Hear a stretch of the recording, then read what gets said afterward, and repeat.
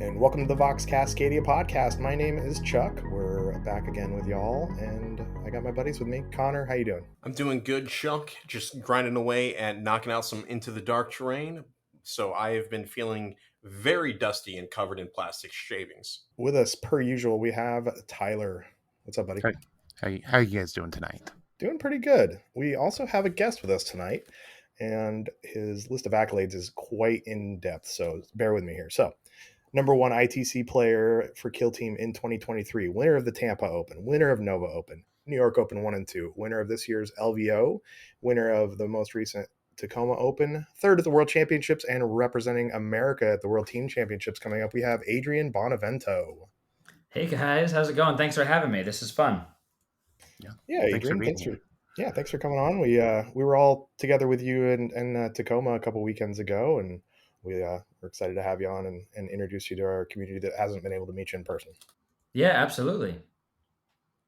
So when we have a guest on, we like to find a little bit about you and kind of your journey in the hobby. So how long have you been into miniature games, and what got you what was your path that took you to Kill Team? Yeah, so I think back in when I was in middle school in the seventh grade, I transferred schools, and the kid who was showing me around the new school ended up playing Warhammer back. I think it was like fifth edition back then, back when there was the Green Rod era Necrons, and had glancing hits and all the rest of it. And I just kind of got hooked immediately on the hobby. Like I've always been kind of into like the futuristic space stuff. I was big into like Star Wars growing up as a kid, and sci-fi, and like heavy machinery and weaponry and stuff like that. So just the whole grim dark aesthetic, with the artwork back then, especially. I remember seeing like the old Inquisitor rulebook come out with all the amazing, black and white, really gritty artwork, and I just kind of got hooked from a visual standpoint. And then building the stuff was really fun, and playing the game I always really really liked to trying to figure out strategies and just seeing the battles unfold in front of you in a very three-dimensional space for whatever reason really clicked with me. And I played that for a number of years, mostly for fun at like my local games workshop. And then life went on, and I kind of focused more on sports and school. And I gave it up for a while, midway through high school, well through college, and then after that. And, fast forward to the pandemic, I was looking to get back into something, and I picked back up Magic the Gathering. And I kind of remembered that, I really always preferred Warhammer over the card games. And I was so surprised that there wasn't really any big scene in New York City. I mean, there were certainly some people who played, but there wasn't like a place you could go and just play these games. So I got a few people I had known at the time who were playing Magic, and I dusted the stuff off from my parents' basement that I had from the seventh grade, and we started playing some games of 40K. And I played that for several months, and kind of got a bit disillusioned with where ninth edition was. I built a whole really nice Death Watch army, and I thought I was doing pretty good, but just the way the game worked out didn't exactly click competitively with me, and I felt that I didn't really have a lot of player agency, and some matchups were impossible, et cetera, et cetera. And then the game changed, and Death Watch was all of a sudden the worst team in the game. So, enter Travis Chang, local TO, and he actually TO'd the Tacoma Open, and you guys know him well. Kind of, was like, waving to me from across the store and saying, hey, you should try this smaller, cooler, newer game called Kill Team. And I kind of dismissed it at first, wanting to be in, the main thing, right? I wanted to be on the center stage, and eventually he got me to try a couple of games of Kill Team, and I was just kind of hooked, and the rest is history. Yeah, I feel like I played 40K for a while in ninth edition, then picked up Kill Team, and then tried to go back to 40K, and I could not do it. Now did you start off? Did you get some of your Death Watch over to like Intercession, or what was your first Kill Team army you started? Yeah, well, it was actually Compendium Death Watch, because Death Watch are really cool, and they are the namesake of the actual game. So I'm still a little bummed they don't have a real bespoke Kill Team, but who knows, maybe next edition. But I started off with Compendium Death Watch, and they did well, but very quickly as I started to compete a little bit more, found that that they just weren't really holding up. So I switched over to Intercession, who had just come out at the time. And I guess my first year where I kind of traveled a little bit for to compete was back in 2022, and I did NYO and then LVO that January in 23, and did pretty well with Intercession, and ended up finishing number one globally with the team that year. which doesn't necessarily mean much because they were out only for, like half the year. But yeah, they were definitely my entry into it. And it provided a really solid jumping off point to have like a somewhat low mental load, but it was still really complex because, on teams with a lot of AP2 and high activation count was very challenging. And Hunter Clade was the big boogeyman at the time, which was a near impossible matchup. But yeah, it was Death Watch and then Intercession to answer the original question.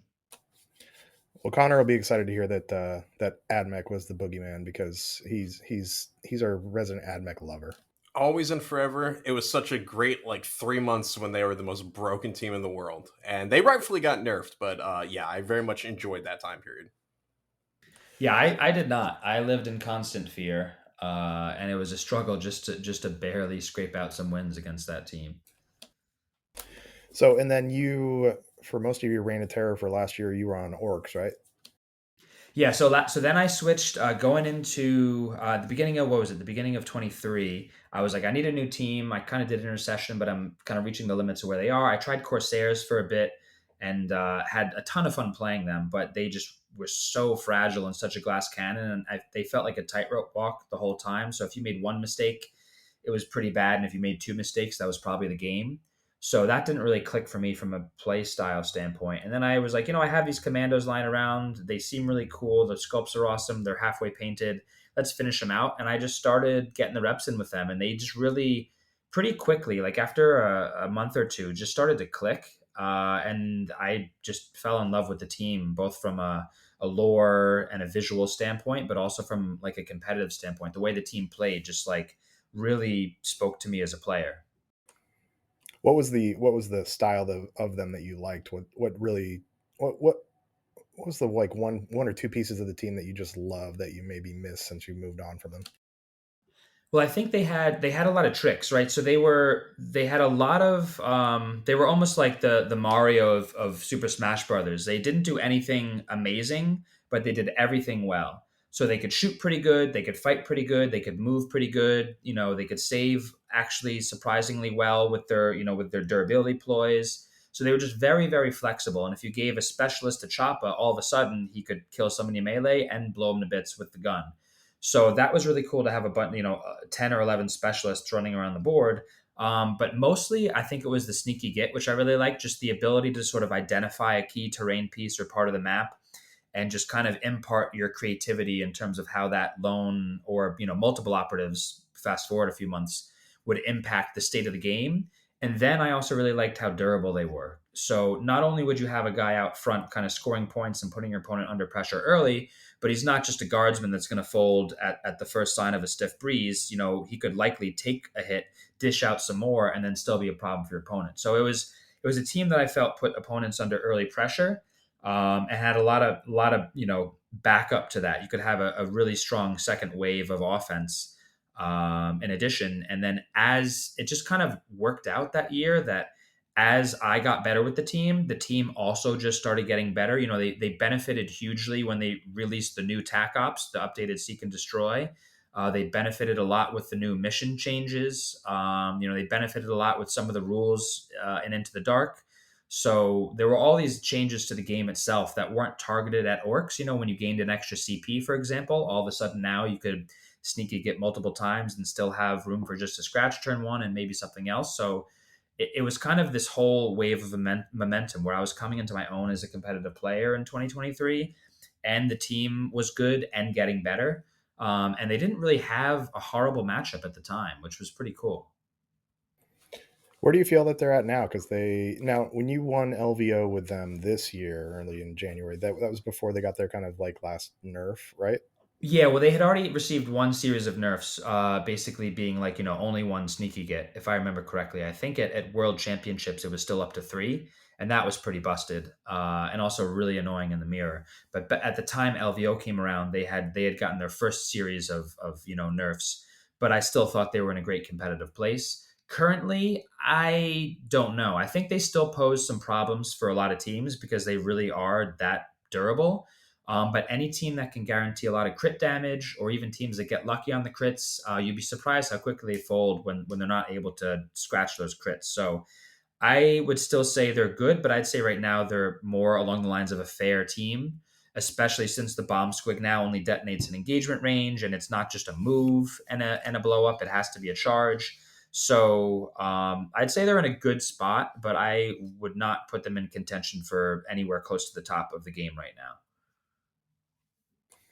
Now you switched off of those to Mandrakes now, which you brought to Tacoma, and are you bringing those to the World Championships too? Yes, I am. Yeah, we all submitted our rosters. The lists are actually, I believe, viewable for everybody now. So we have, I think there's 17 or 18 teams maybe going, and everybody has submitted their stuff, and we're locked in at this point. So it's no surprise that, yes, definitely Mandrakes. Nice. Excited to see the Mandrakes return. I was looking at the rosters earlier today, and one stood out to me. It looks like Sam on your team is bringing a compendium. Are you able Yep. to tell us what compendium team he's bringing? I don't know. Were you able to see it? Because if not, I don't know. I, We're gonna leave it up to if you're not able to see it, I might want to let it be a little bit of a surprise for people. yeah, But it absolutely. is kind of a cool pick. So we're really interested to see how that's going to pan out. And I don't want to. Chris Baki is the team captain, and I don't want to be. I don't want to be, an anti-patriot by revealing our secrets right here. So I'm going to have to defer to our team captain, Chris, to see whether or not I can disclose that. But I think either way, I'm happy to see that we're the only ones bringing compendium, and I think it's going to be a really cool, just kind of a weird curveball, and it might give some people pause and think twice about it. So if nothing else, it's going to be very interesting to see how it does. Well, I want to talk about the World Team Championships more in a little bit, but let's talk Mandrakes a little bit first. What drew you to the Mandrakes? And I was lucky enough to face your wrath of the Mandrakes at the Tacoma Open, and you're real good with them. So, what drew you to them from Orcs? Didn't you? Now I think I heard on another podcast you went back to Corsairs for a little bit first. Yeah, I did. I did. So first of all, yeah, that was really fun. Our game, I had a good time. It was really great getting able to play you in Tacoma. But yeah, I after I kind of like to commit to a team and really just like learn everything I can about them. So year one it was intercession, year two was commandos, and by the end of that year, I mean even before the year was over, I was like reaching my kind of wits end with the same team. I was just like, all right, I need something new. I need a new challenge. So I didn't really have too many teams that were built and painted. And of course, I went back to Corsairs for a while because, again, they're really, really fun. I like them. I had some success locally with them. And they had received the buff as well to their, I forget what it was called. I don't know if it's not deadly ambush. I'm getting all these terms mixed up now. But it's the ploy where they can kind of jump out 3 inches and flip their order now and then get into combat. So that helped a lot against shooting teams to have your forward operative be safer, and it really helped them a lot. In addition to their outcast ploy being reduced in terms of the range you needed to be away from your own operatives to use it. But still, I kind of ran into the same issue where it was a tightrope walk. And then Mandrakes came out, and I was like, another cool elf team with some tricks, and they seemed cool. And I got one of the benefits from winning the ITC last year was that Games Workshop sent me or is sending me all the Kill Team releases for this year. So I got the box and I was like, these models look sick. They seem pretty simple to paint coming from, Space Marines and Orcs with all these little, gadgets and pouches and backpacks on them that just took so much time to paint. And I'm a slow painter. So I wanted to paint them, try some OSL out, and I just put them on the table and I kind of started to like them. They had some similarities to Kommandos with the fact that they had some tricks with movement. They were surprisingly durable. They had a way to alter the combat math. They had their interrupt if they were charged and fought, which is kind of like a weird just to scratch if you become the attacker and take away one of your opponent's dice all of a sudden. And then I played him for a while, and Chris reached out to me about being on the team for Belgium. And I was like, all right, let's do it. And I didn't really have enough time to learn another team. So I kind of just stuck with them. But thankfully, I do like them and they do kind of make sense to me. So I was lucky it wasn't just some team I was kind of fighting into. Well, they look great too. The OSL you did, it really sells when you see them on the board too. Yeah, you did a really good job with the paint on them. I like the little touches of purple that you added to the other operatives that aren't the warriors to kind of differentiate them too. Yeah, thanks, man. I always like to do even with my commandos. I like to have some of the green skin be different. So I had the mandrakes. Some of their skin colors were different. Some of their capes were different colors. So still on that same kind of unified palette, but not everybody's just like a carbon copy of the other one. I had a lot of fun with them. So at Tacoma, let's talk about Tacoma just a little bit. Besides, you had to go through me to win it, which I'm glad you won because after you beat me down, I told you I needed you to win. So I Absolutely. appreciate that. What was there any other highlights? I know you had a pretty tight game with Chris Baki. Any other games that stand out to Yeah. you? Well, I'd say yeah. Well, I'd say the two closest games I had were the final two against Chris Baki and then Jimmy Kelly. But leading up to that, it was just really refreshing and really nice to not only be able to like chat and meet everybody in the Pacific Northwest community and the people who came down. I think a few came down from Canada, right? It was just cool to like meet so many new faces that I hadn't seen yet, and get to play these people and see a different meta and a different play style and a different community. So it was really really nice just to not play into the same people I always play into. But yeah, on day two, it started as it always does. The air started to get thin, and I had a match into Chris Baki's Brood Brothers on, I believe it was Secure. And that just, we've been talking about that matchup a lot now that we're on the same team going into Belgium. And it's kind of, we think it's an uphill matchup for Mandrakes, and it certainly felt so.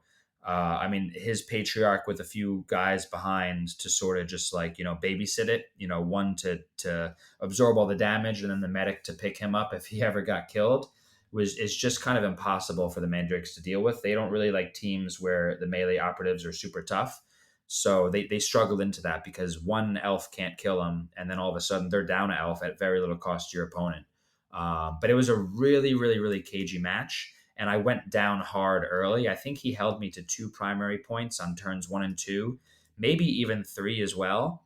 And it really came down to the final turn of me being able to max my attack ops, really minimize his, and do a cheeky last activation of the last turn play where I threw a smoke across into the dark, had another operative teleport into it with an APL I had given him, dash onto the objective, and then resecure that point for a big 2 point swing, which took it to a tie at the very last second. In addition to that guy having to survive a melt-a-gun Overwatch attack, which he did. So it was like, in all odds, that's a game that Chris wins 9 times out of 10. But I was just able to barely find the line, as time was running out. I think that one thing that really surprised me about Tacoma and Brood Brothers is a lot of the speculation was about the other leaders, not the Patriarch being the pick. And then Patriarch is what I saw pretty much all weekend from everyone playing them. Just like that big old monster rampaging across the board. So I thought that was pretty interesting, kind of like how theory crafting versus actual meta gameplay can be quite different.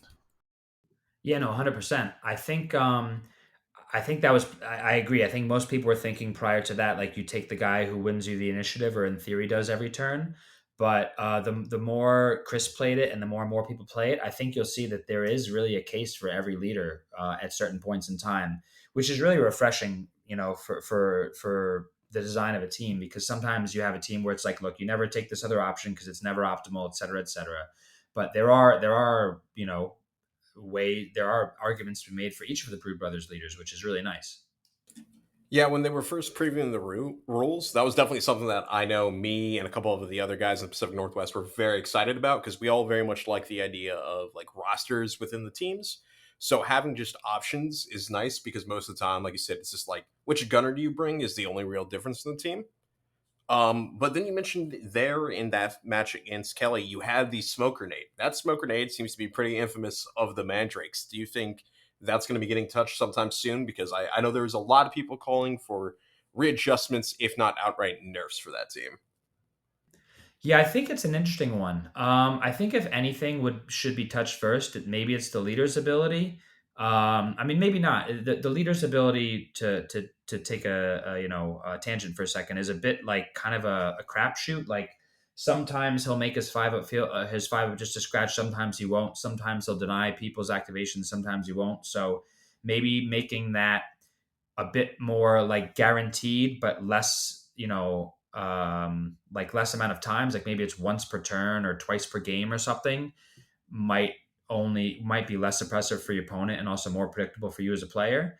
But the smoke grenade, I think, is interesting. I mean, I don't want to say they need it, but I think people don't understand how fragile these people are and how hard you have to fight for your wins. Like I've been playing Mandrakes now for several months, and I've been doing a lot more practice leading up to Belgium, and they don't really have any matchups that they just win outright. The only matchups that I think that are very good for them are maybe Hyrotech because they turn their 3-up saves to 5-up saves. Same with the Hearthkin Salvagers because they'll body them in melee and they'll also shoot them to death pretty easily.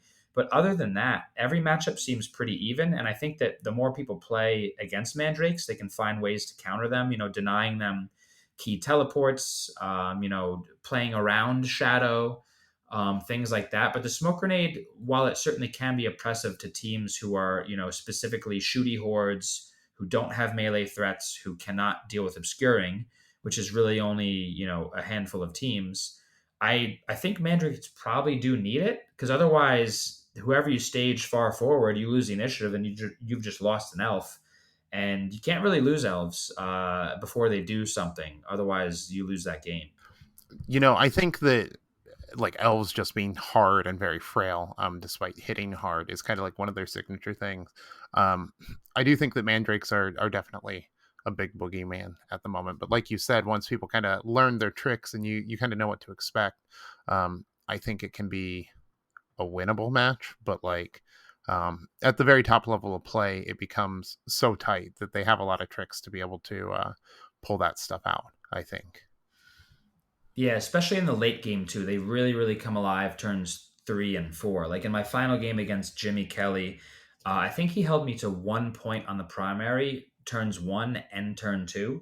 So going into turn 3, he was 8-2 on the primary in his favor.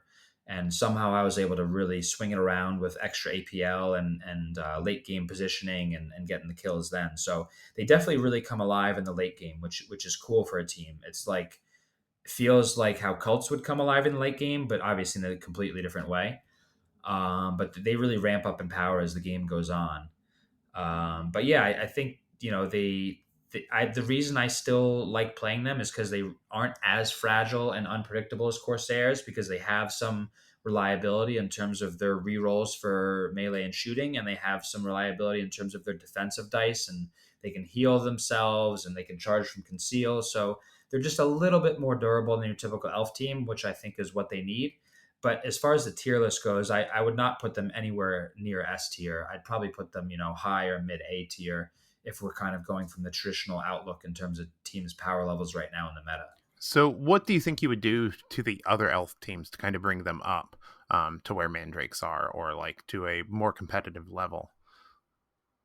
I mean, I don't know too much about Hand of the Archon. I think they struggle in certain matchups. Corsairs, I think, run the risk of being a little bit too OP if you give them one more thing. Like Corsairs are such a cool team because I think they are just they really define that line of balance right in the middle.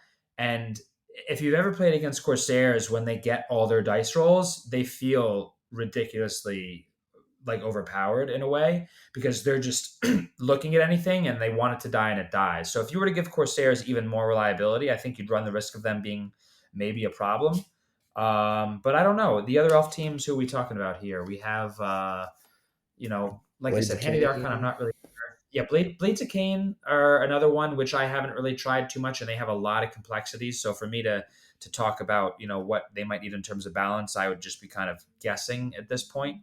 But I don't know. I mean, elves are interesting because uh, you know they're always liable to get a little extra bump and then just be like way too OP because of their movement tricks and all their crazy things they can do. So I think elves for the most part kind of always will define like a team that's kind of in the middle because they are glass cannons and that's just how they are. So to have an elf team that's OP, like there's probably something wrong with the design at that point, maybe. Just because 9 bodies or 8 bodies is pretty low for high level competition. Most good teams are going to have 10, 12 activations, and the activation game is so important at the high level of play. Yeah, activation is incredibly useful. It's why we often see times that some of the best teams in the game, even if their stat lines aren't great, are the more horde guys. Like, Brood Brothers right now have been Biggie Man for a bit, Vet Guard for a while after people started to realize the strength of, 14 bodies is 14 bodies. But you've mentioned throughout now that you've played a couple of elf teams and just kind of talked on them. What is your process for when you're trying to learn a new team? Like, what is your go-to strategy so you can try and figure them out right away?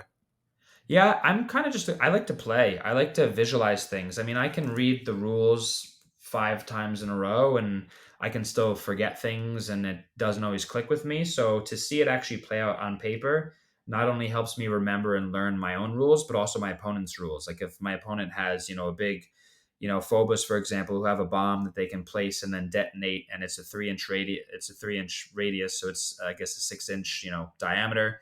So to actually see how large that 6 inches is on the board and who can get caught in it really clicks more with me than reading it on a page. And you don't necessarily understand it till it's happened to you. So I just like to play. I mean, the first several games of a new team are always really fun because there's no pressure, there's no stress. You're just kind of vibing out and learning the team and just playing and making mistakes.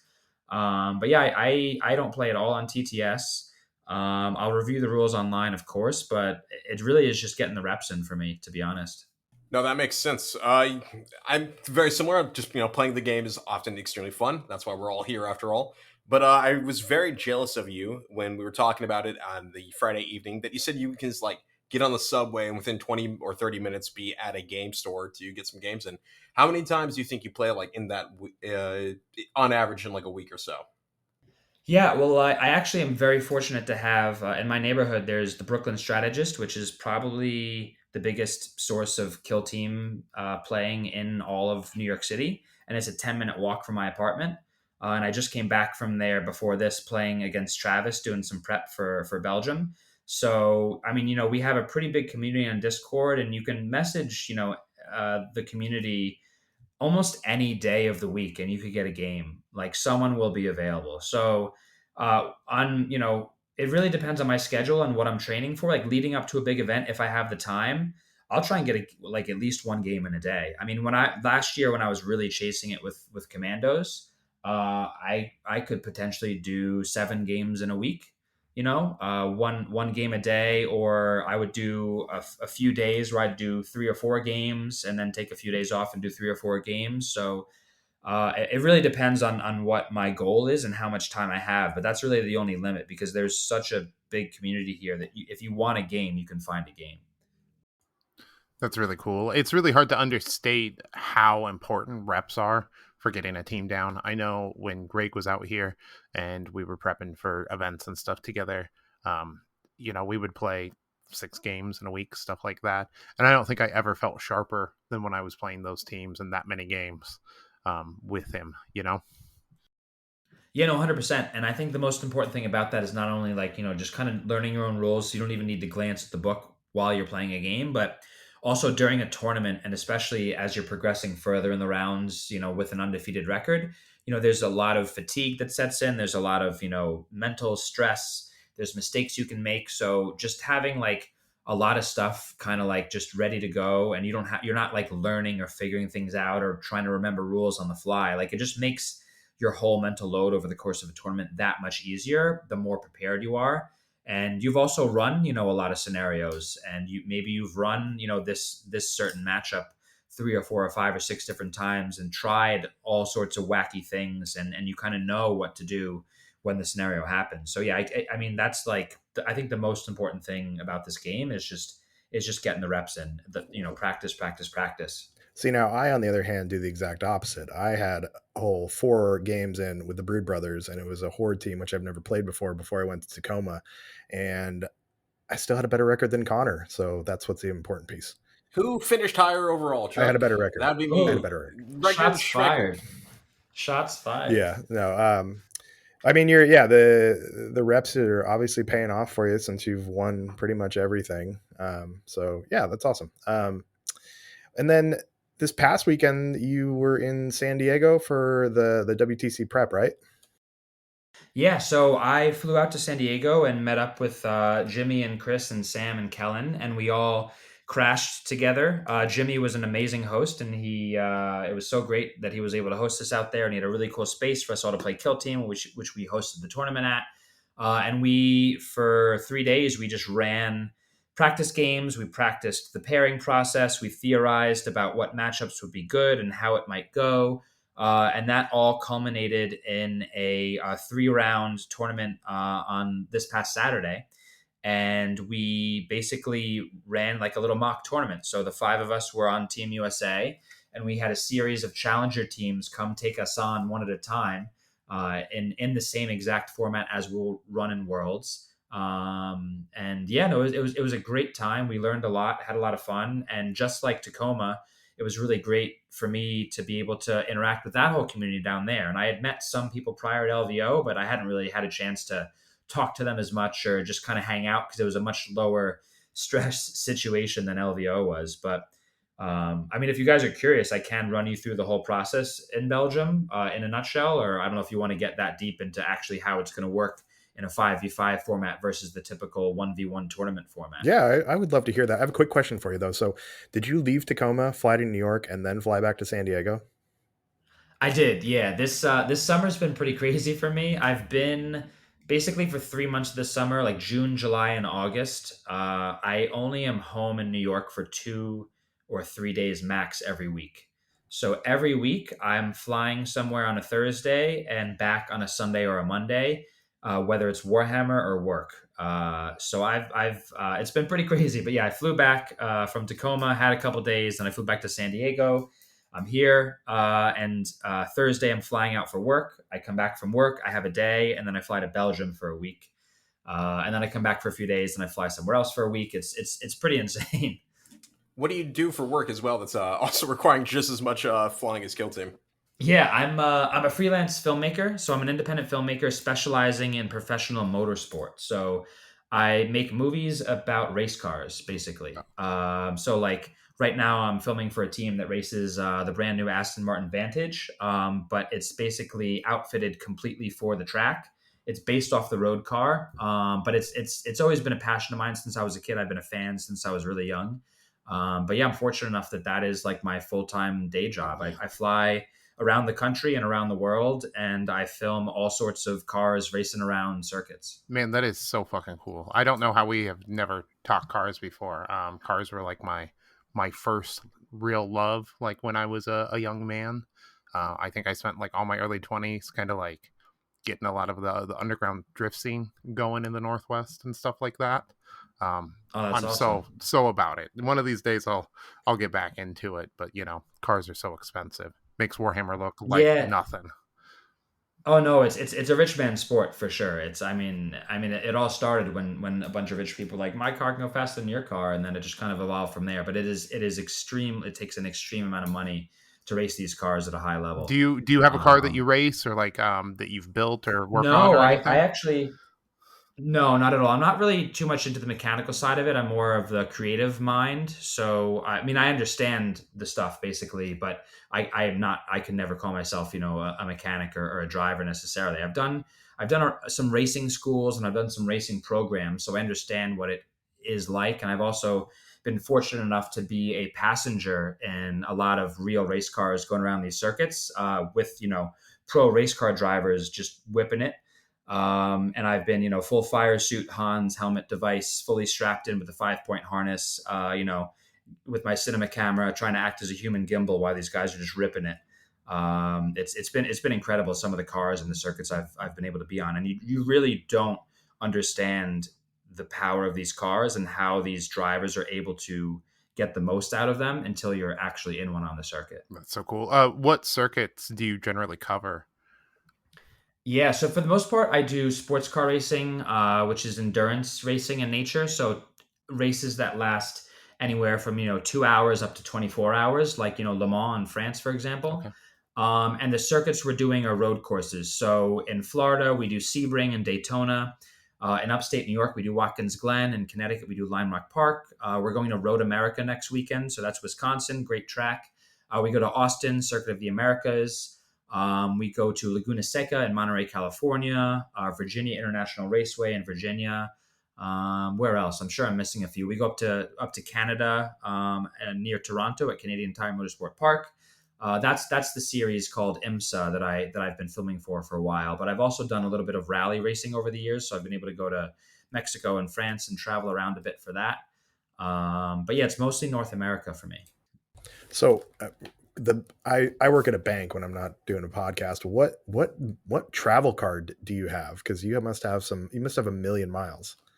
Yeah. Well, I have a Delta card, and whether or not that's still the correct choice financially, I don't know. But I got it when I first started doing this back in like 2016 or so. But it does help. It helps rack up the stuff, and it's nice that you get the check bags for free, and you accrue some status faster, and you get on the plane a little bit faster, and all that kind of stuff. So right now that's kind of it's the Delta Gold SkyMiles card, I think it is. So you have like $100 annual fee, but it's well worth it for all the extra stuff you get, if you travel enough. Well, we can talk off air, and I'll tell you what the real good card is. So, but I know. I'm sure you actually probably have a better recommendation for me, and I'd be down to switch if it actually helps me out. So let's yeah, chat. for sure.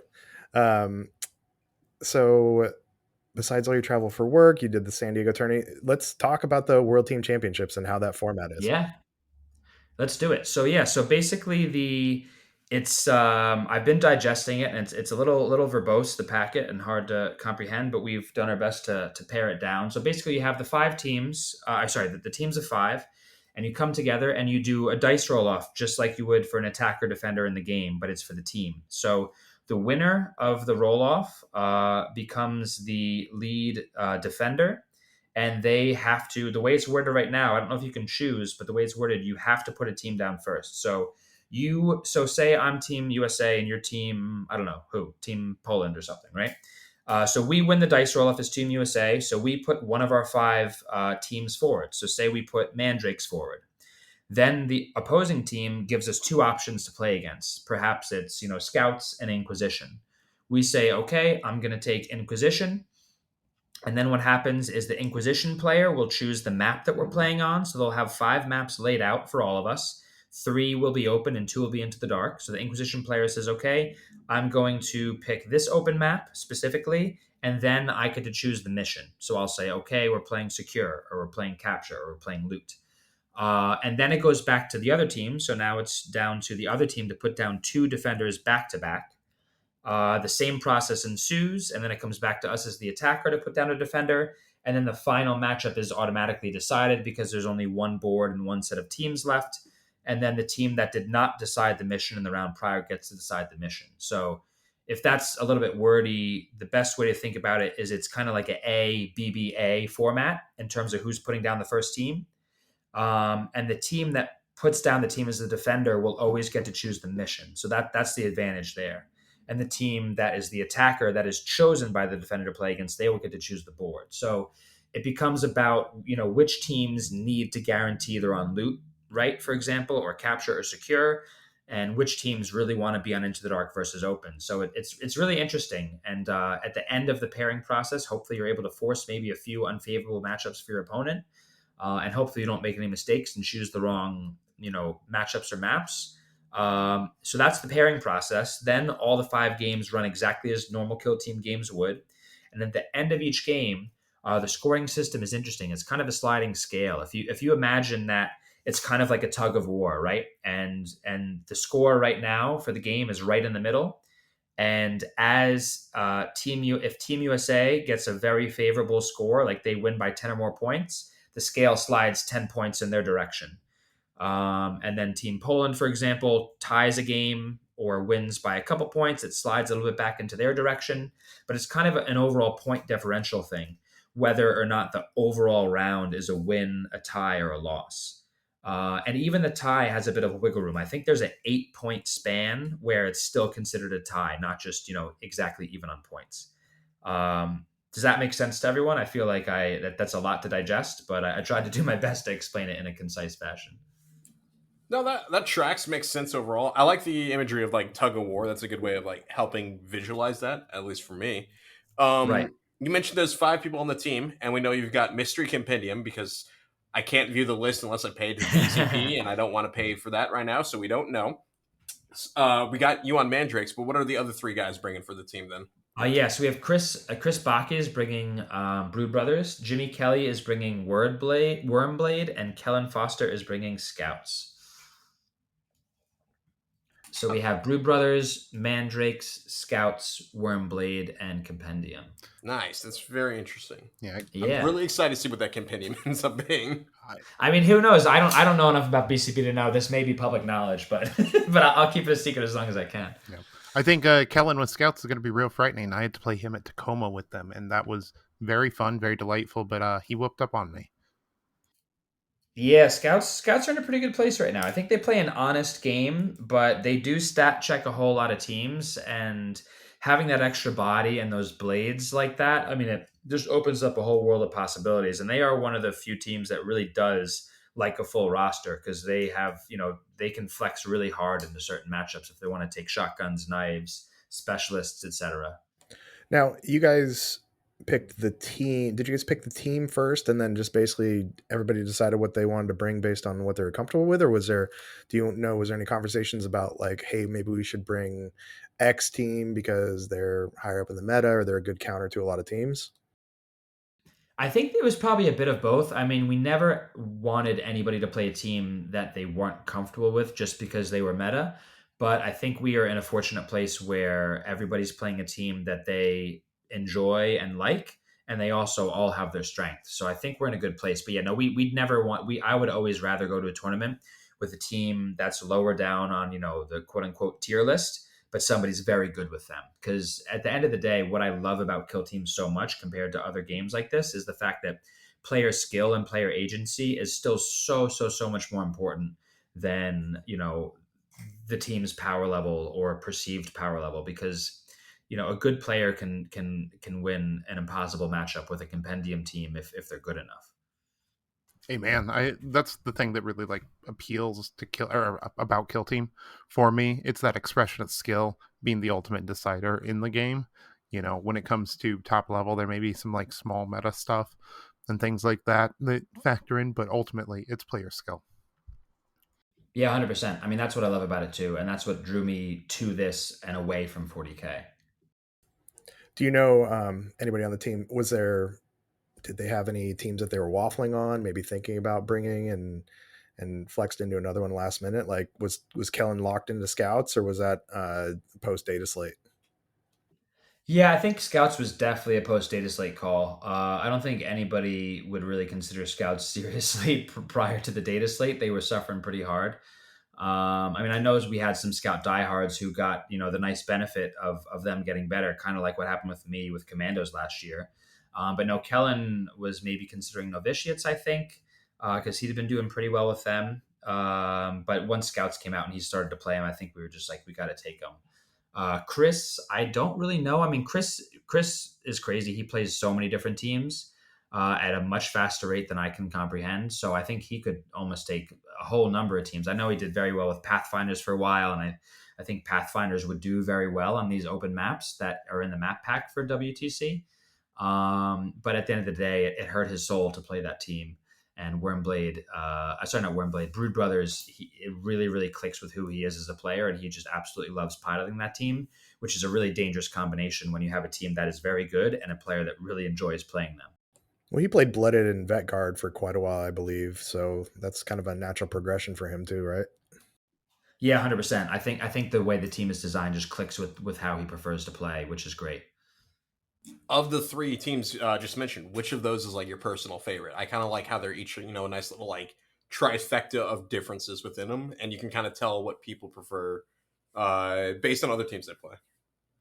What you mean? What's my favorite amongst the teams that we're all taking? Sorry, no, of Blooded, Vet Guard, and Brood Bros, because they're kind of. Oh yeah, I like how they're all very mirrors, but distinctly different from one right. another. Well, I never liked, I mean, I loved the Vet Guard models, but I never, I really can't find myself playing any Imperium teams because, sorry if I offend anyone, but I feel like they're all just so boring.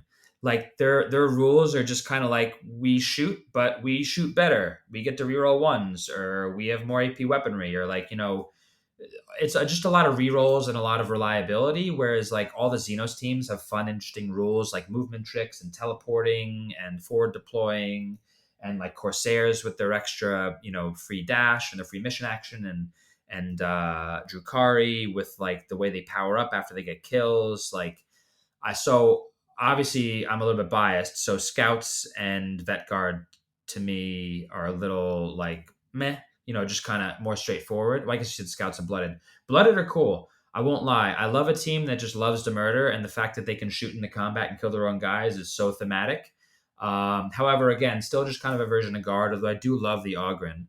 But I mean, what's better than an Ogren if not a patriarch? I mean, that model alone is such a cool reason to play that team. I mean, that's like people had thought about like being like, what if we brought like a Boston to kill team? I mean, like they've basically done it there. Like that guy is so cool. And they're still kind of human soldiery ish, but at least they have some cool support pieces and characters to really differentiate them from just a standard guard team. Yeah, the Patriarch is fun. I should have brought him into the game that you and I played, and actually, I played another Mandrakes player later and brought the Patriarch, and he feasted on Mandrakes. Yeah, it's hard for us to deal with. I mean, he's just a big beefy dude. I mean, I did end up taking him down, but it took a lot of action economy to do so. Now, so you played Deathwatch obviously in 40K, and you played them a little bit in Kill Team. Is there a Kill Team that you would like to see from the lore in maybe the next edition? Tyranids. Yeah, everybody wants a Tyranid one. Tyranids. Tyler's of the No. opinion that Mm-mm. Tyranids don't belong in Kill Team. They don't belong. Just like Custodes don't belong, and Terminators don't belong, demons don't belong. Like, Yeah, that's probably true. Do mandrakes belong? I mean, mandrakes. So like mandrakes are hired mercenaries. So like they kind of fit within the lore. Generally, like they're like a single mercenary and stuff like that. And you have to do some pretty nasty stuff to get them involved. But that works. Like they're just Dark Eldar, which they'll do anything for money or souls or whatever they're after.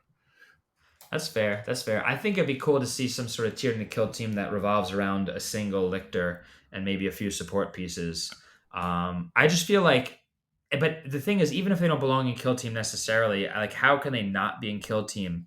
They're like one of them. Every main faction has a kill team, if not like two or three already. I mean, I think we just got it. It's Brood Brothers, the big old patriarch. Eh. Like ultimately, because like when the Tyranids are on your planet, that's an end of the world kind of like thing. So there, but what about the forward? What about the vanguard? The guys who go there first and start calling the rest of the swarm. You mean the Gene Stealers? Yeah, Gene Stealers Like the or cult? not the cult, not the cult, but there are like aren't there sometimes like Gene Stealers on a planet, or is it the cult? I guess that brings a few. It's like really Gene Stealers that do it, and then like whatever Yeah. other like stuff, but it's usually a Gene Stealer cult that brings it in, like a patriarch that summons it in. Like they could bring back like the Zotes in a major way. That would be cool. They're like they could make them part of the Tyranids again. I would love that personally. I'm a big Zote fan. Now, I heard actually from the new Necromunda lore that there's actually, I think one of the new teams that came out in Hive Secundus is a team. Isn't it a team of like Tyranids that have basically been disavowed by the rest of the Tyranids? Yeah, so like the lore for Hive Secundus is basically they invaded Necromunda in this hive, and they had polluted everyone, and the Inquisition like nuked it. Okay, fucked it up with like grav bombs and vortex bombs and all kinds of stuff, and it like really mutated like the Gene Stealer patriarch that survived, and it like damaged their DNA code, and so it sends like a warning sign out to them. I believe that their goal in the lore is to repair themselves genetically so that they can summon the Hive Fleet to Necromunda. So I feel like there's your Tyranid to kill team there, Adrian. You take them from Hive Secundus, the ones that are just been disavowed, so they don't have the rest of the like hive mind with them, and that's your kill team. I don't know, man. Maybe the launch box of the new edition, whenever that comes, will be Tyranids versus someone. I just feel like GW has to do it. Like I was so surprised they didn't when they released Into the Dark Terrain. I was like, Gene Stealers on a space Hulk. Come on, guys, we got the brand new models, the new sculpts. I totally see where you're coming from, Tyler. Like I totally agree that they don't feel like a unified like, hey, we're doing a mission thing. Though I still feel like I'd love to have them in the game because the new sculpts are so cool, and I just feel like it's an amazing opportunity to put them on the table. Like like a Tyranid warrior or a Tyranid lictor or something would just feel so cool. But yeah, that's kind of the one that comes to mind for me. Obviously, I'd love to have Deathwatch in the game because they are a kill team, but Realistically, there's a lot of Space Marine and Imperium teams anyway, so it wouldn't be sad if they didn't enter. I like new teams with interesting design spaces. Like I think Jaegers are very interesting, and I'd like to try them after Belgium. I think I'd like to see the Death Watch kill team too, because I'm actually Space Marines is where I started with stuff. I played a lot of Intercession, a little bit of Phobos and stuff, and I got a ton of Blood Angels for 40k. So I would like to see the Death Watch kill team. I think it'd be cool to have a bunch of like Xenos guns in it and stuff, and maybe they only get 5 models because everything has AP2 or something, and they've got some extra tricks and stuff. But I want to see Death Watch. So I'm Yeah. crazy. I would love more stuff like for 40k. You talked about maybe only 5 models, Chuck. Well, the kill teams that you can bring in 40k can mix the armor types. So like if you're bringing heavy intercessors, you can also bring aggressors, which are like the guys with the double power fists with like machine guns on them. That'd be a pretty cool kill team. Maybe we get heavy intercessors. They don't suck for once, and also a single like aggressor as their captain. So you can have somehow more elite than even Marines, but Yeah, actually pretty cool rules to support them and stuff. that could be cool because when we were playing 40k, there was the kill teams were all kind of mixed units. You could have like a Terminator and a bike and all this other stuff in the units or whatever. So that would seem like kind of like Justian 2.0, like actually playable. One would hope. So that could be cool, a cool design space that to and redesigning heavy intercessors at the same time. Yeah, plus like the Tacticus armor, which is like the normal intercessors, they can bring the especially now, but like guys with the jump packs, I think maybe like a single Marine with a jump pack could be fair. It might be a little crazy, but like it would make the team more interesting than just playing intercession, which is I think the like main thing I would like to see for the next loyalist Marine team. Yeah, yeah. I think Nemesis Claw is great in terms of the new design space for elite teams because they're actually playable. But I think in the game right now, I mean, Legionaries obviously have their applications, but dude, it hurts so bad to be an elite player in most matchups. Getting out activated by like anywhere from 3 to 6 activations, it's just so bad. Yeah, absolutely. I'm an elite player at my heart. I was main Legionaries for a long time, and then Nemesis Claw. I should have brought them to Tacoma, looking back on it. But like it's rough. Like a lot of matchups, even with the tools that Nemesis Claw has, it still feels like an uphill struggle. Yeah, 100%, 100%. Unless you really get lucky with your faith points or whatever they're called, you know what I mean? And then on turn 2, all of a sudden you have 6, and then you're like, all right, well, now I have the last 2 activations. And then that starts to be scary for your opponent. But if that's not the case, there's still just 12 wound Marines, and they can die pretty fast to do a lot of stuff.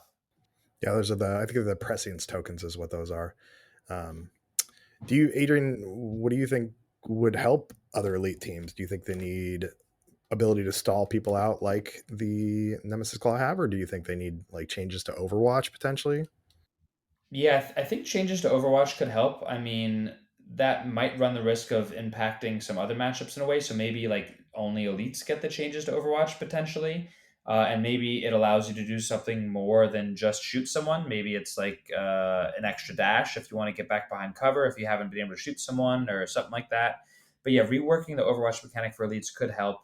But yeah, also some abilities like just having their ploy be like 1 CP for shoot twice and fight twice could just kind of help.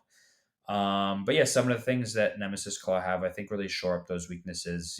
Obviously they have the Vox Scream. Yeah. So let's get back to San Diego a little bit. How did the tournament turn out? I heard, I think on Squad Games that Jimmy Kelly was talking about y'all had jerseys, and if you beat one of the World Championship people, you got their jersey or something. Yeah, it was pretty cool. So I along with the girlfriend of one of the Brooklyn Kill Team players, designed the Team US jerseys, and we had a lot of back and forth and a lot of collab. But I think they came out pretty sick. And we got a few different versions. We have like a sleeveless version, we have a white version, and a red version. And I think you guys might have seen them online, but I can post some pictures if not. They're really really cool. But yeah, we had a few extra ones. So the first person to beat a Team US person over the course of the day would get one of their jerseys. And I took a loss in the Mandrakes mirror. I forget, Sam lost to a Gellerpox player, And I don't know if Jimmy or Chris actually lost a game. I don't think they did. But at the end of the day, everybody came down to support us, and it was kind of a fundraiser at the same time to help subsidize some of our travel costs, which are a little bit on the high end. And we raffled off a few more. We gave out one for like best sportsman. We gave out one for I think like the highest placing player, et cetera, et cetera. And then we did a big raffle for one as well, where people got to basically choose like, all right, which player's jersey they wanted. So we all still have enough clothes to go to Belgium. That's good. However, we did give away we did give away a few jerseys, so we won't be shirtless. Now, I don't know if you're paying attention to the Olympics at all, but what you guys need to do is get Flavor Flav to sponsor you, because Flavor Flav actually found out that the U.S. women's water polo team was working like multiple jobs to be able to pay to get to the Olympics and stuff. So he actually came in and he's sponsoring them. So that's what you need to do is just get like a 90s rapper to sponsor the U.S. world team in Kill Team. Yeah. Hey, maybe year two. You never know. I mean, this is the first year Kill Team is involved, which is pretty historic, and I'm really excited about it. But yeah, for now we just have the clean Team USA jersey with no sponsors. We are paying our own way. But next year, who knows? Who do you think would be the most likely rapper to play Kill Team? Oh man, I don't know. I don't know enough about rappers to tell you, but who plays Magic the Gathering? It wasn't Post Malone. was it Post Malone? Yeah, who was on whatever that series is where they invite like a somewhat celebrity to go play Magic. Probably him. I don't know. Someone like that. But I couldn't really tell you. I don't know enough about the rap game. I think Kendrick Lamar is top on there. Like, after all the recent beef and stuff, shows he knows strategy. There you go. There you go. Yeah, he did navigate that pretty well, so maybe he could figure out how to get some non-reciprocal shooting going on too. This is the dumbest comparison Hey, ever, but I love it. So you lost a jersey. Sound like Sam lost a jersey, and that was all. And then Chris and Jimmy basically gave theirs away in the raffles and et cetera, et cetera. Nice. I would love to see pictures of those. Yeah. Oh, with the jerseys? Yeah, or? When you have some time, we'd love to post those up. Yeah, I can. Yeah, absolutely. I think I posted on the Brooklyn Strat Discord, and then somebody else posted them on like the Squad Games one. But I can post them in the PNW chat and show you all. Yeah, that'd be awesome. Please do. Cool. Yeah. Now, you said your first game was a loss into the Mandrake Mirror. How'd that game go? Did you get diced, or did your opponent teach you anything about your team you didn't know yet? Yeah, I mean, it was my second game of the day. I played Hearthkin, Salvagers, Mandrakes, and then Legionary. But yeah, it was really interesting because he went into it. I mean, we both were of the mindset that it was just kind of like, this is a prep tournament, and he wanted to try different stuff and kind of help challenge me in a different way. And it was actually a really, really enjoyable match. He was a really nice guy. But the fun thing about that mirror is that he played it like literally completely different than me. I mean, I took recon, he took infiltration. I didn't spend any CP turn one. He spent like 2 or 3 CP turn one. I wanted to be very conservative going into turn one and just position and go for turn two. And he did some crazy, shadow portal teleports with like 3 or 4 guys across the map and ended up getting a cheeky kill with like a guard attack and then sending someone else and opening the door and catching me kind of with my pants down there. But it was a really, really good game and just so refreshing to see the team played in a really different way. So I think he definitely turned me on to a few, niche strategies in certain situations where you could really surprise your opponent with how quickly they can get across the board and their tricks on Into the Dark. Part of it was definitely dice at a few situations, and part of it was maybe coming down to decision making. At one point during the game, he started off with the advantage, and then I clawed my way back, and I felt it was pretty even. And he had a guy on the other side of a door on guard, and he might have even been injured. But I took a calculated risk, and I said, I'm going to open this door, eat this shot, and then kill this guy. Like 75% of the time, it's going to be my favor. But he just rolled really hot, and I actually died before I got to do anything. And that really, really swung the game hard. And I think after that, it was hard for me to come back. But definitely a learning moment, maybe something that in the future, unless you really need that to win or tie the game, just better to be conservative. That's usually how I feel. But I wanted to try it and just see if the math would be in my favor. But alas, it was not. It's interesting when you get to play a mirror match against someone. I know Tyler plays novitiates quite a bit, and we have uh, Zach up in the Northwest here who plays, got like 250 games with novitiates as well. And Brandon Bean has played both of them and says that they both played the game. The team's wildly different. Tyler is, and he'll tell you, the most aggressive player in the Northwest probably, and I think Zach's a little more reserved with his team, but same team, and they even take the same operatives too. But it's just a different play style. Yeah, it's always nice. I mean, that again, the skill coming back to the skill expression in this game. It's so nice that people can play the same team in a different way and still have success with it. Yeah, it always throws me for a loop, like whenever you come across that mirror match and they just like they throw you some curveballs. It feels good though coming out of it. Really makes you reflect, I think, on your play style and different things. 100%. And I think that's necessary because sometimes you do sort of fall into the same patterns. And if you do well with a team on a certain map or against a certain team, you're not really incentivized to try new things until you lose or you're shown otherwise. So now you're headed to Belgium for the World Team Championship. Are Have you scouted out anything in Belgium? Is there anything you want to do besides play Kill Team?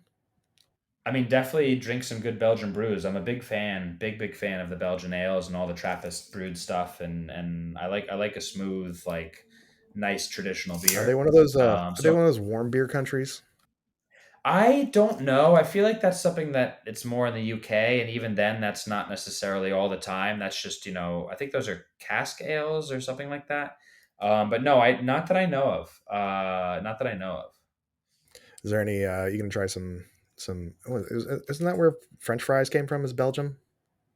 I think so. Yeah. Sounds about right. Hmm. Yeah.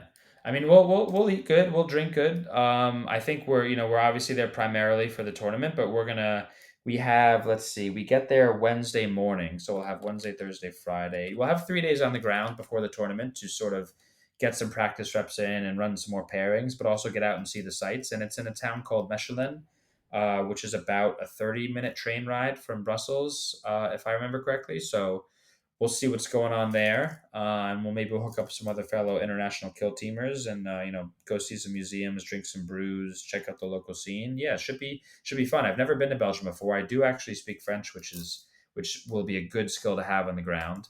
But yeah, I'm really looking forward to it. So you're gonna be the tour guide then and navigate everything. Make sure Jimmy Kelly I doesn't get in a guess fight with so. I someone. guess so.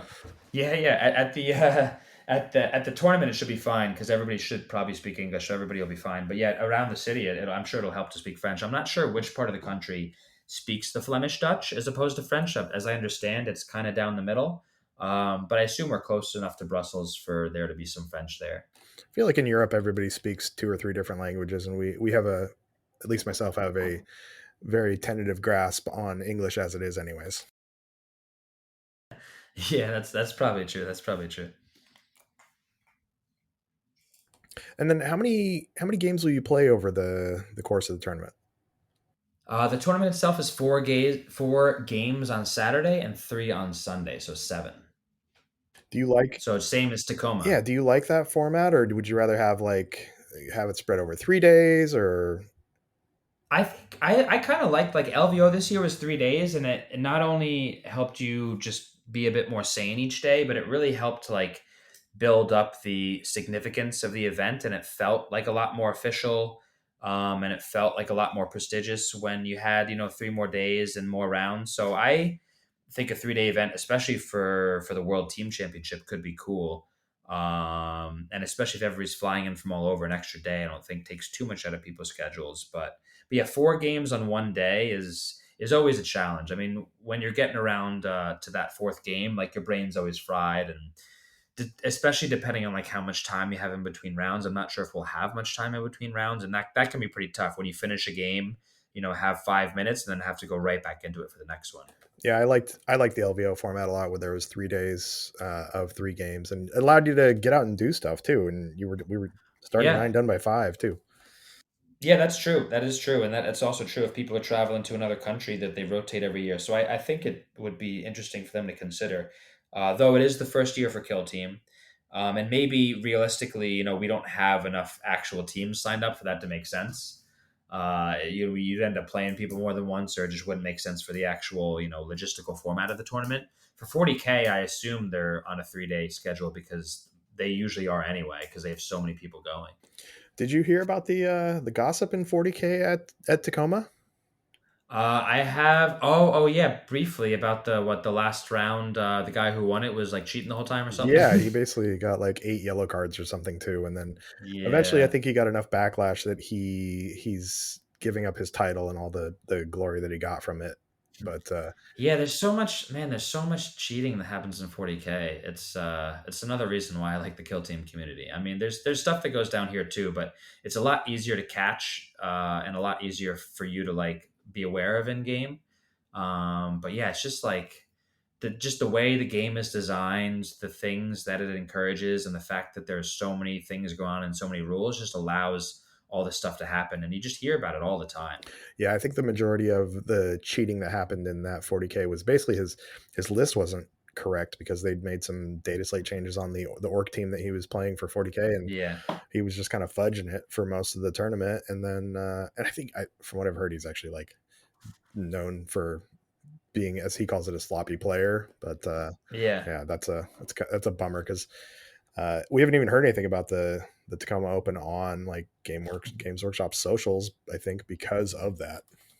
Yeah, it's a bit of a bummer. It's a bit of a bummer, especially if it like, went like wasn't caught until after the trophies were presented. So that's a bit rough. Thankfully, at least the guy that got second is now going for Worlds, and from what I understand, people are a big fan of him. He's like someone that's playing Sisters at a very high level, so that's cool. It's at least going to someone that's doesn't have a reputation for being a bad opponent, as far as Yeah, I know. that's good. That's good. And then, like you said, this is the first year they're doing Worlds for Kill Team. That's super exciting. I'm so glad that we're able to do that because it just shows Kill Team's been like continuing to be the fastest growing GW game, I believe is the rumor. So that helps prove it. But is there any like teams you guys already have a rivalry with, or are going to be like super exciting to like meet those players and stuff? Yeah, well, I think when I was at the World Championships of Warhammer in Atlanta last year, we got that was my first time meeting a lot of these international people in person. And I know, Australia has some good players.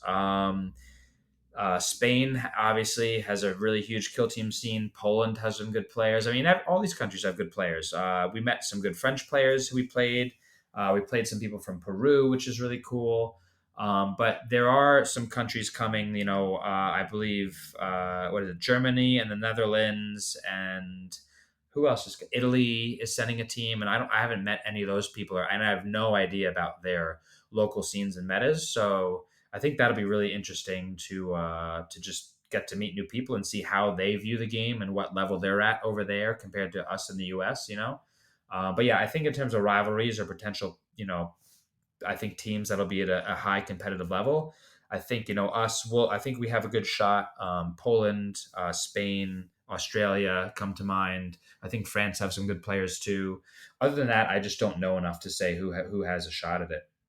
Now, what about inside Team USA? Do you have any like rivalries going on or any like competition to see who comes out just the best inside the team? I mean, yes and no. Obviously, we're all competitive players, so we all want to do the best we can. But it's been interesting because I've played Jimmy twice and Chris Baki 3 times now at big tournaments. Tacoma and LVO specifically, but we've always been friendly. We've never had any bad games. Like they've been really competitive, really intense, down to the last minute, down to the wire, but we've always both walked away from those games like impressed with the other person and asking questions and talking strategy and stuff like that. So I'd say that the dynamic in our team is really healthy. It's not like a Formula One team, for example, where one driver really wants the other person's spot. And the nice thing about this format is it's not necessarily like who does the best. It's like we're all working together to either mitigate losses in a tough matchup or really run the score up in a bad matchup for our opponents. And it's because kill team is such like a single person sport when you're playing the game. Obviously you have like your sparring partners and your people you get the practice games in with, but to actually do it in a team format where everybody's working together to create the pairings and set everybody else up for success, and also just like you're with each other in the same house the whole time you're there. it's pretty cool, and I'm really enjoying that whole team camaraderie component of it. But no, within the team, I'd say the dynamic is very healthy and very positive. Well, good. It's good that everybody's working together, but I would love to hear when you get back if there's just a little bit of like you take somebody down with a high score and Jimmy Kelly just kind of squeaks by, and a little bit of like nudging him, little friendly rivalry inside the US too. Oh yeah, I mean we're definitely busting each other's balls, but it's all in good fun. Now, I want to jump back to Tacoma real quick. So, Friday night, you hung out with the Cats team. Actually, we found a little space that Zach actually found for us, and we got some pizza, we got some drinks, we took shots out of an airbrush, and I want to talk to you about the pizza because I said Adrian, hey, don't smack talk the Northwest pizza, and you kind of gave me like it's fine. So I want to know your thoughts on the pizza you had out here. Well, here's my first question for you. Would you say that is indicative of good pizza for you, or is that just because like New York City has like average pizza, like you can find it, but I'd say overall, like your average slice in New York is like at a much higher level. But the pizza we got that night, where would you put that on the West Coast scale as I far as mean, quality? like West Coast scale and Portland scale are two different things. We got to be clear here. Fair enough. Fair Portland enough. has the best pizza. I'll fight this. Like it's just there's no particular style, so we got it all. I love a good New York slice, and you can't get as good outside of New York. But like we got it all here. As far as the pizza we had at our little hangout, I think it was like mid family style pizza. Like it was solid, but like nothing I'd ever be like, oh, this is the pizza I'm taking you guys out to. Yeah, that's fair. That's fair. I mean, I've been to Portland a few times, and the food scene is pretty awesome. Yeah, like I would assume you're talking about more like a personal brick oven style European Yep. type of pizza, not like the slice shop. I Yeah, mean, like, yeah, 100%. we got good slice shops. Like, we have a variety of pizzas. But like some of the best pizzas are like the wood fired, artisan stuff, obviously. Yeah, agree. Do you have a go-to pizza place in New York? Well, the neighborhood I live in Brooklyn is actually a pretty heavily Italian neighborhood, so I'm spoiled for choice. We have a place called Lucali, which is like a line out the door and around the corner every day, like the original iPhone launch. So we rarely go there unless it's snowing or pouring rain, because then we can just get the pizza really quick and don't have to wait on a line. We have some really amazing slice shops. We have a place called F&F, which has like a sourdough crust, and they make some really interesting style toppings and pizzas. There's a great place at another part of Brooklyn called Roberta's, which does a kind of a more personal brick oven style situation. There's more places than you can name. It just is like, where are you in the city and what's closest to you at that time. So, Adrian, we just have this whole tangent about pizza, and we have to ask the classic pizza question. Do you like pineapple on your pizza, or is that a strict no for you? It's not a strict no. It depends on the vibe I'm doing. I mean, like, look, any at a good restaurant, like if somebody does it well, they do it well, right? Is it something I reach for most often? I would say no, but that's just a personal preference of mine. That being said, I don't mind it from time to time, but I find that when I get Hawaiian style pizzas, it usually comes with like a softer, soggier crust and maybe not as high level of quality, unless you just go into an average slice shop where you can find anything on anything. But no, I would not. I would not rule it out. I would not rule it out. Tyler, I pineapple on think pizza? I mean, like obviously, like sweet and savory go together. Like anyone who like says no forever needs to grow up. But I definitely think it's like a family style pizza. Like I'm not ever getting like gourmet Hawaiian pizza. You know, at a real fancy place. I'm gonna get something. Not yet. Yeah, like I mean, I'd do it if they want to serve it to me. I'm sure it'd be good and elevated and stuff like that. But like, I'm gonna go for something a little bit more refined at a wood fired pizza place. Yeah, put a little sage on that. You know what I'm saying? What about Adrian? Have you ever had a taco pizza? Is that what it sounds like? Where you just throw a bunch of stuff on top of a Yeah, pizza? I mean, basically. it's yeah. You get like I've made them before actually. So you get like refried beans and meat and cheese and like green onions, and then sometimes after they take them out of the oven, they'll throw on like some shredded lettuce or some like slices of tomato too. I don't dig the tomato slices, but the rest of it's Yeah. good. Well, at that point, it just sounds like a taco bowl, but on a It's pizza. pretty much what it is. It's Yeah. delicious, honestly. I love a good taco pizza. But again, that's a family style pizza place thing. You're not going Right. to fancy pizza places and like You're not getting a thin, well done crust in addition to I that. mean like, it goes pretty good like when they can do it, but like it's not likely. So Fair enough. Now, Adrian, you got some travels coming up. You got travel for work. And in October, 4th, 5th, and 6th, you have a ticket to Killscream 3. Are you going to make it out here? I do. I would love to. I think it's just a question of if I have work that weekend and if I have the budget to come out. But if I do, then 100% I will be there.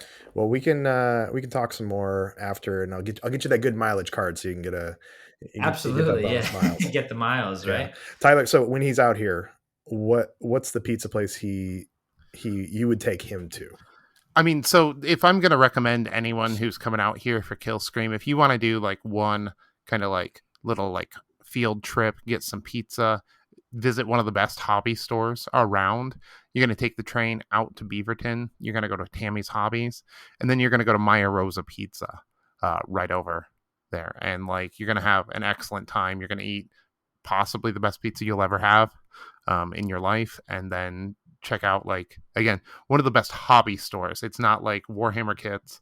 It's like scale modeling and weird paints and weird glues and all kinds of stuff that you never knew that you needed, but you'll easily be able to drop $50 to $100 in there just by walking in. That sounds awesome. Sounds It's awesome. incredible. I literally can't, I won't go in there unless I have a spare $100 to drop. Yeah, they got like model trains and RC cars and like if you're looking for a weird line of paint that's not Citadel or Army Painter or something, there's a chance that they have it there too. I think they've got AK there. They've got a bunch of the Vallejo stuff there, just like stuff you don't see in a lot of stores. So it is a good place to visit. Yeah, definitely good to keep in mind. And you have any other tournaments coming up after the World Team Championship? Well, I'm going to be a TO at NYO this year, so that should be fun. I'll be putting together some cool video promo for them and helping to organize and referee the event. But yeah, this year it's really like I'm not really chasing the ITC this year. I'm just kind of this was supposed to just be a year for fun and vibes, to be honest. But then I got roped into Belgium, and here we are traveling, hitting the gym. But after Belgium, the big target for me is the World Championships of Warhammer, and just to see how good I can do there. So it's really just the WTC and the WCW this year for me. And in between and afterwards, I just kind of want to get back to my roots in the game and just paint some cool teams and try some new stuff and play with some subpar teams and just really have fun with it. Well, if you want a subpar team to play, go grab Admech. Go fuck yourself, man. I knew the second he said that you were going to make some stupid ass comment like that. Yeah. You mean Hunterclade right now? Yeah. I think they're in an okay spot. Their only sin is that they're a very fair team right now. They don't have any tricks, but they're a good pot. They're very balanced and they can flex into a lot of things. So I think they can always do fairly well. There's a few of them coming to Belgium. I think two or three of the more competitive teams have one of them on their roster. Yeah, I already was Googling how many Hunterclades were in there, and I saw 2, so that makes me proud. Yeah, although I will say there's like 10 Brood Brothers, which is like by far every single team has a Brood Brothers player. I hope every Brood Brother just ends up mirror matching into Brood Brothers, and this is the battle of like who has the best patriarch. Yeah, right. That'll be interesting. I wonder what that mirror is like. Are you going to be probably taking Mandrakes to Worlds then too when that comes up? Assuming there's no huge changes before then. I would assume not. And I mean, I don't know if we're going to have a new edition before then. Some people have, obviously rumors are like whatever, but some people have theorized that it might happen prior to that it might be the big debut event. Who knows? I have no idea. But I don't think I will be taking them. I don't think I will. I like them for the team format right now. However, in a one-on-one style tournament, I just think there's too many brick walls that they can potentially run into that are just uphill or impossible, especially once you start to get against, to play against some of the best players in the world. I think there are just some matchups they just cannot win. And that is not a great, feeling for a tournament, when you're going to be up against so many good players. So now, since you won the ITC last year and GW is hooking you up with all the kill teams, are you getting them early, or are you getting them like on launch? No, we're getting them on launch, so I'm not getting them anytime before the general public does. But I'm not complaining. That's still pretty sweet. No, I mean, free plastic is free plastic. And yeah, granted, you had to work your ass off for a year to get it, but still. Yeah, I mean, I didn't even know it was a thing that was happening, so it's just a really nice bonus. So you mentioned like you might dip into Jaegers after the world is done. Yeah, they seem like I kind of like their aesthetic. They look kind of cool, and I just want to put like cowboy hats on all of them, make them like straight out of a western. But yeah, their gameplay mechanics they seem to occupy a very unique play space that no team has done so far, and that appeals to me. Like I said before, I really gravitate towards these Xenos teams that have like really unique mechanics. Is there one team that you is kind of your white whale that you want to get into? You just haven't had the time to get into it, or just haven't had the right motivation to get into it? I mean, I don't know. Yes and no. I feel like from a hobby perspective, I'd love to just like the Inquisition team is just dying to be like kit bashed with every model being really unique and a lot of thought and energy put into it. However, I'm not sure that team from a play style standpoint is where I want to be. But in terms of an actual play style standpoint for the teams, I don't think so. I think every team that I've really wanted to try out, I have. So Jaegers are just the next in that line. Tyler, did you kit bashed some? Weren't you working on the agents? Yeah, I was. It's in the long list of half completed projects. I got about like most of the roster, like the core roster build, and then I think I got distracted with having to paint terrain for Killscream last year and never got back to it. Well, you do paint a million sets of terrain, and so that's understandable that you'd get distracted. So, Adrian, you said you're TO and NYO. You're not going to go for the three-peat? I mean, I'm not. I'm not. They're not letting me. I'm part of the. I joined the Brooklyn Rats earlier this year at LVO, and they are the group. A part of whom is Travis. Our local friendly Tacoma TO. So I am bound by law to help them out with this, even though I want to compete. I really want to compete. Have you TO'd any tournaments yet? Yeah, I have. I've TO'd a couple locals. Like after like Nova and LVO, I've just really kind of wanted to come back and just like bask in the glow of that and help let Travis play because Travis is always the one TOing. So yeah, I've TO'd several local events and I think I've done a good job of it. I think I have a good public speaking voice and it's actually really fun to be on that side of it. I still am a player at heart and I still want to be playing most of the time.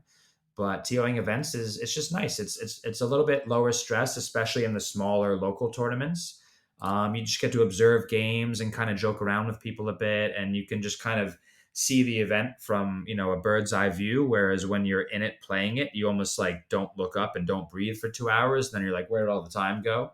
But yeah, no, I have TO'd before, and I look forward to doing some more in the future, especially NYO. That'll be fun.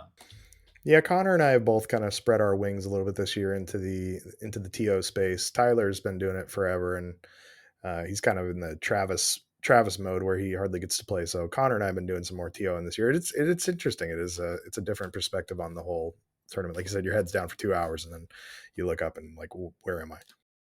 It's a different type of stress you have because you want to make sure everyone's having a fantastic time, but the stress of getting an event set up, making sure there's proper terrain. Thankfully, we have a very good system out here, but I can't even imagine it like for first time TOing, especially like you guys doing it last year when KTC was just getting started, how intense that is. Well, Adrian, thanks for joining us tonight. We really appreciate you taking some time out to chat with us. Again, it was awesome to hang out in Tacoma too. You got anything you want to plug?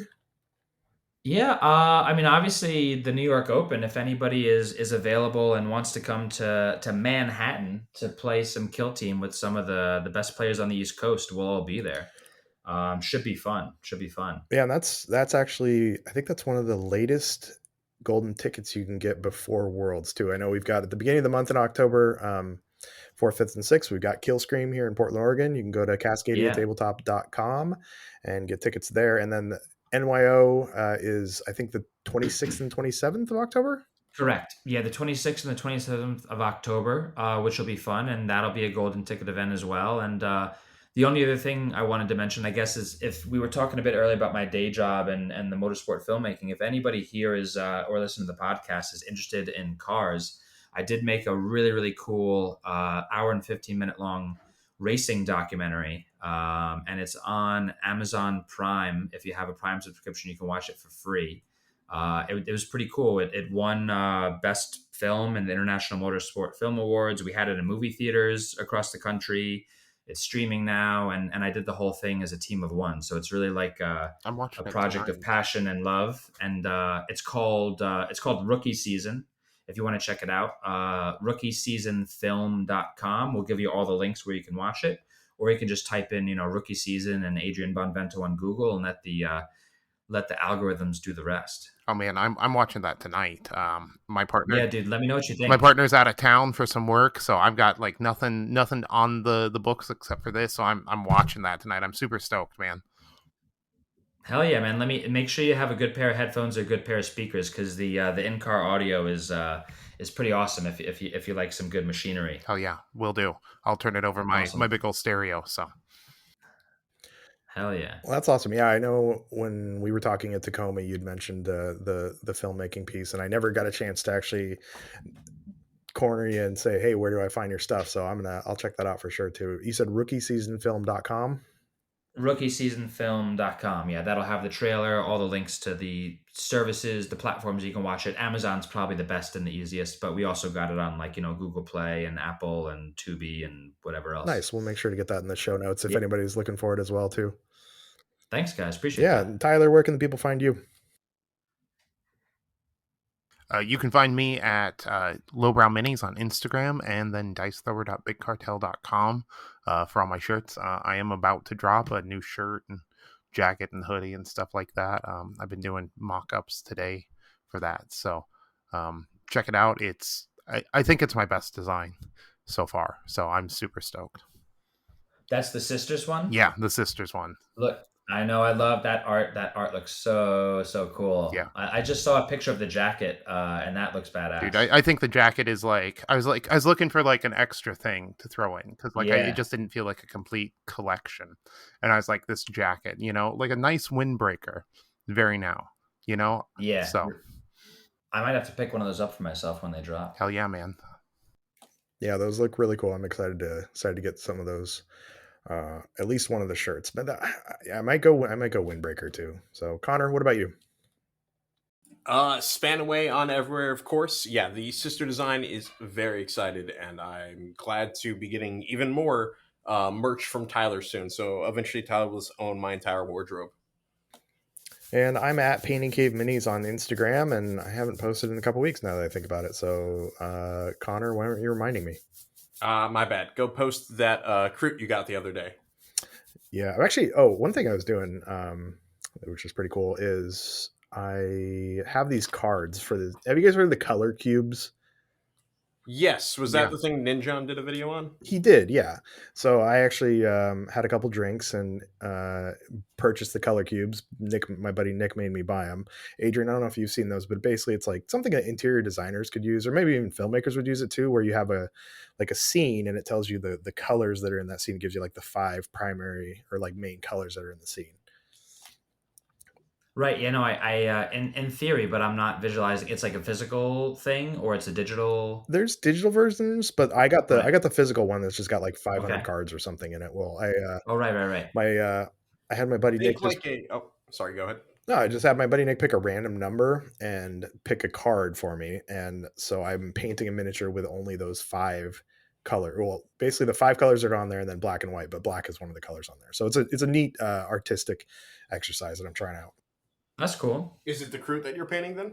No, I'm painting actually one of the Dark Oath guys. It was another free mini from the Games Workshop store, because I always go and get those. By the way, scouts are free this weekend. You can pop in and get a free scout. But yeah, that's I'll post that up, but it was pretty cool. So I also have a quick question for you guys too. So when season 3 came out, Scouts came out, Blades of Cain came out, and we got the rules on Warhammer Community for them. Like you can download the full rule set for those. But then since then, we've had 4 other kill teams come out, and they haven't put the rules up there. Why do you guys think that is? I totally forgot. Did they give the rules out to everyone? The full rules? Yeah. Scouts and Blades of Cain are available Huh. on Warcom as a download, and I think it's because these are going to be 2 major teams featured in like getting to know the next edition, and I think that we probably won't get Nemesis Claw and Jaegers and stuff like that until the next edition drops here in a few months. That's interesting. Yeah, I don't know. Who knows what Games Workshop is up to or what they do? They don't even know. Yeah, until Nemesis and like Mandrakes get their individual boxes, I see why their rules aren't out. Plus, I think the Scouts and Blades of Cain, didn't they come out in a White Dwarf as well? So they published them all like physical copies at the same time they did the online ones. They had a battle report, I think, but they didn't have any rules for them, I don't think. But and also we haven't seen Nemesis Claw and Mandrakes come out in individual boxes either. Yeah, like Tyler said, maybe it's they're getting a new style of like box art, so that's why they didn't want to like print it up for it to be good for like 2 months or something. Yeah, I was just when Adrian was talking about Mandrakes earlier, I pulled up the Wahapedia on Mandrakes, and I was thinking like, oh wait, hold on, are these on the Warhammer Community? And they're not. So there's just something weird that popped into my mind today. Yeah, I'm curious if they're gonna do another box set before the new season launches or not, or if the season's launching or when. So it'll be I think it'll be cool stuff to come for the rest of this year. I think so. So here's what I'm thinking. Okay, we got last week, the week before, we got our first Chalnath dispatch. Okay, and that was clearly hinting at Kill Team. And then we got last week's, and it's like small forces of Tau auxiliaries and scions going into battle, and then one of the places they tagged it with Kill Team. Okay, so then we're gonna get another one this Friday. Okay, and then we'll get another one the following Friday. And the following Friday is the 10th or the 9th. Okay, and there is supposed to be a preview show on the 10th, from what I've heard, or some reveals going on because they have a big tournament going on in Warhammer World. So I think we may get the preview for the next edition of Kill Team on the 10th. It'll be a few weeks, and then we'll see pre-orders probably maybe early September, or mid-September, and then a release in October. That's my expectation. So. Yeah, I mean, time will tell. So hopefully that could be exciting. Right before Worlds, so you got to learn a whole new rule set. Well, tweaks on the rule set. Yeah, that'll be a challenge. Cool. Well, again, Adrian, thank you so much for joining us. Have fun and good luck at Worlds. And do me a favor, and if you play any AdMech players, just stomp them into the ground, okay? I will do my I'm okay best. with that. I'm like top 2 or 3 right now. So if Adrian stomps him, that helps me as well, Chuck. So I'll take it. That's fair.